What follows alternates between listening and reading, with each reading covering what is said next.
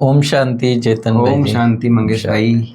आज हम 8/5/2025 की साकार वाणी रिवाइज कर रहे हैं। जी जी आज मुरली में बाबा ने चारों टॉपिक्स जी जी ज्ञान, योग, धारणा, सेवा, चारों सब्जेक्ट को कवर किया है। जी जी ज्ञान का सागर है, ज्ञान की लहरें उठती है। जी लेकिन आज विशेष बाबा का जोर है योग। याद के बल पर, योग के बल पर। तो चेतन भाई जी, बाबा ने कहा कि जब तक देही अभिमानी नहीं बनते, आत्मा अभिमानी नहीं बनते, तब तक आप बाबा से शक्ति, गुण या शक्तियाँ ले नहीं सकते। तो मैं चाहूँगा कि आप इसी बात को अच्छी तरह फोकस करके मुरली में से समझाइए कि याद, योग बल, देही अभिमानी स्थिति, ये सब किस प्रकार से हम इसका रेगुलर अभ्यास करें और कैसे बाबा से, बाबा जो चाहता है वो हम बाबा की आशाओं को पूरा करें। तो मैं चाहूँगा कि आप विस्तृत रूप से मुरली पर प्रकाश डालें। जी जी जी। ओम शांति। आज प्यारे बाबा की मुरली बहुत गहरी है और जैसे योग, बाबा कहते हैं योग ना कहकर याद कहो। योग एक सन्यासियों का शब्द हो जाता है। बिल्कुल बिल्कुल। वैसे ओरिजिनल कहा जाएगा याद का बल। हाँ, क्योंकि जैसे ज्ञान भी है लेकिन ज्ञान को इतना बल का नहीं कहा जाता, लेकिन याद का बल, ये बाबा ने आज विशेष कहा है। क्योंकि याद के बल से ही आत्मा सत्व प्रधान बनती है। याद के बल से ही हम आत्मा सत्युग की दुनिया के लायक बन जाते हैं। क्योंकि याद रहने के लिए देही अभिमानी स्थिति, जैसे बाबा ने अभी 2-3 दिन पहले कहा था, जब अशरीरी बनकर और एक बाप की याद रहे, उसको सच्ची याद कहा जाता है। तो आज भी बाबा ने कहा, जैसे 2-3 दिन पहले भी एक संदली पर बैठने वालों के लिए बाबा ने कहा था कि संदली पर बैठने वाले को समझना चाहिए कि हम ड्रिल टीचर हैं और बुद्धि जरा भी इधर उधर ना भागे, क्योंकि उसका वाइब्रेशंस अन्य आत्माओं पर पड़ता है। तो आज भी बाबा ने कहा जो संदली पर बैठते हैं बहुत अटेंशन रहे कि उनकी अवस्था देही अभिमानी वाली हो, एक बाप की याद हो और इधर उधर बुद्धि नहीं जावे। यदि एक बाप की याद नहीं है तो बाबा ने कहा वो टीचर कहलाने के लायक भी नहीं है। और याद में बहुत शक्ति है। वो याद के बल से ही सत्युग की दुनिया की स्थापना होती है।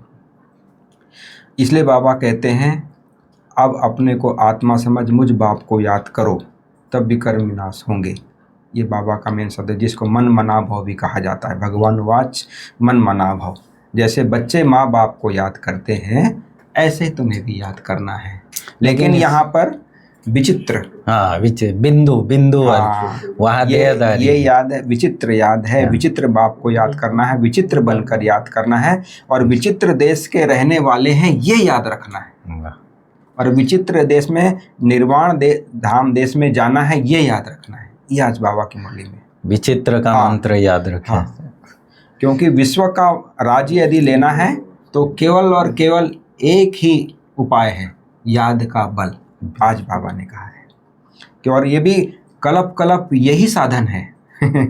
हाँ, तो भले बाबा ने कहा जैसे सारा दिन धंधे धोरी में रहते हैं तो इतना याद नहीं रहती है, तो इसलिए बाबा ने कहा कि सवेरे सवेरे बाबा के घर में आकर, जो मेन स्थान बने हुए वहाँ पर आकर बहुत प्रेम से बाबा को याद करना चाहिए। क्योंकि 5000 साल के बाद बाबा आए हैं, हम बच्चों को पढ़ा रहे हैं, इसलिए बहुत बहुत प्रेम से याद करना चाहिए।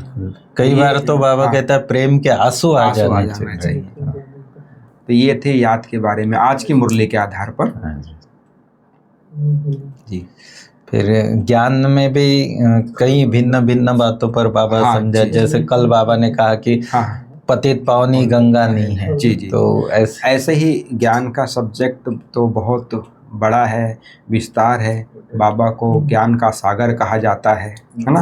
दुनिया में तो शास्त्रों का ज्ञान है, विज्ञान का ज्ञान है, लेकिन परमात्मा आकर सृष्टि के आदि मध्य अंत का अपना राज्य, आत्मा का पूर्ण राज्य देते हैं, बनाते हैं। तो जैसे बाबा ने कहा श्री कृष्ण की महिमा करते हैं, गांधी जी की महिमा करते हैं, क्योंकि वो कुछ करके गए हैं, है ना। तो ऐसे ही शिव की महिमा इसको भूल गए हैं कि जबकि परमात्मा आकर इस सृष्टि को नई दुनिया बना देते हैं, मनुष्य को देवता बना देते हैं, पुजारी को पूज्य बना देते हैं, ना, प्रजा को राजा बना देते हैं।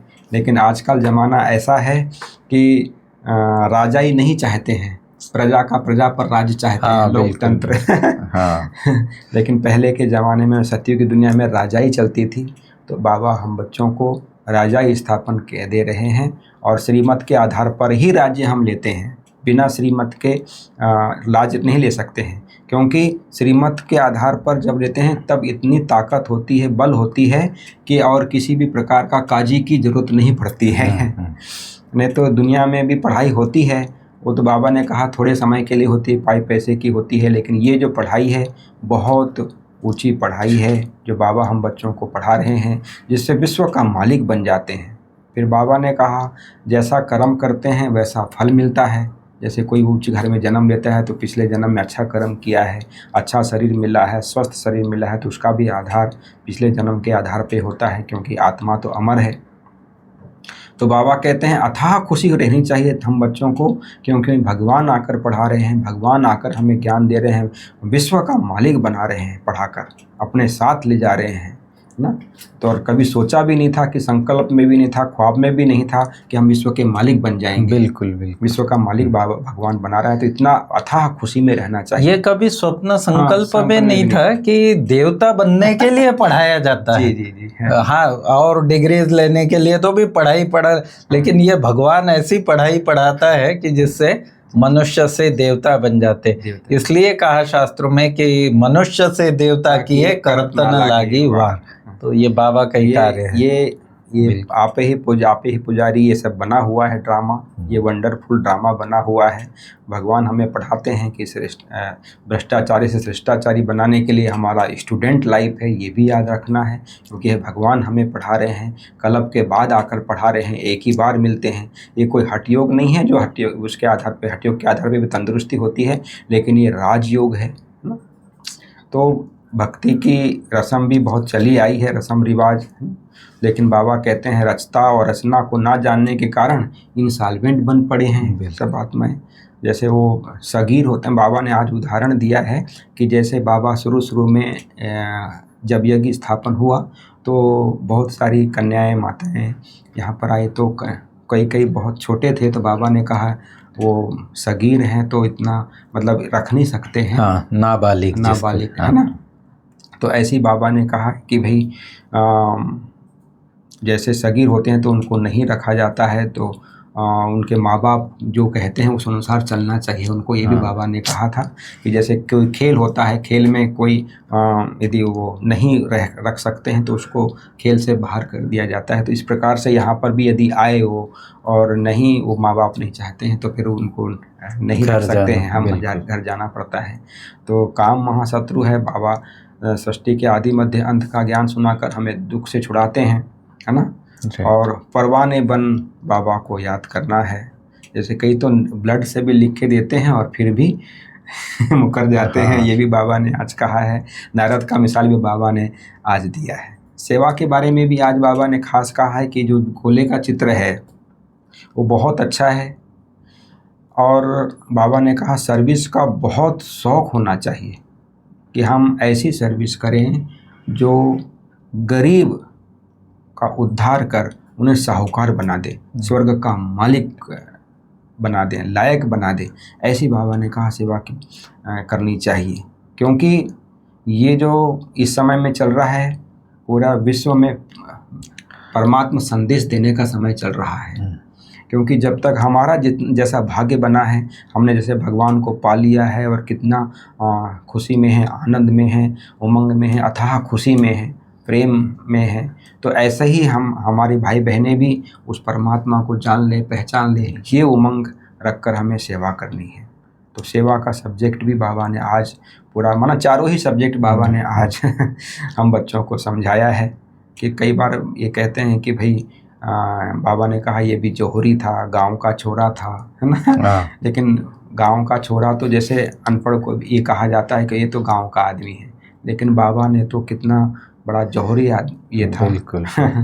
तो अभी बाबा ने कहा कि भाई हम बच्चों को आकर पत्थर बुद्धि से पारस बुद्धि बना देते हैं। जो रफ पत्थर होता है ना, उसको सिरान मतलब धार वाला, धार चढ़ा के ऐसा बना देते हैं परमात्मा।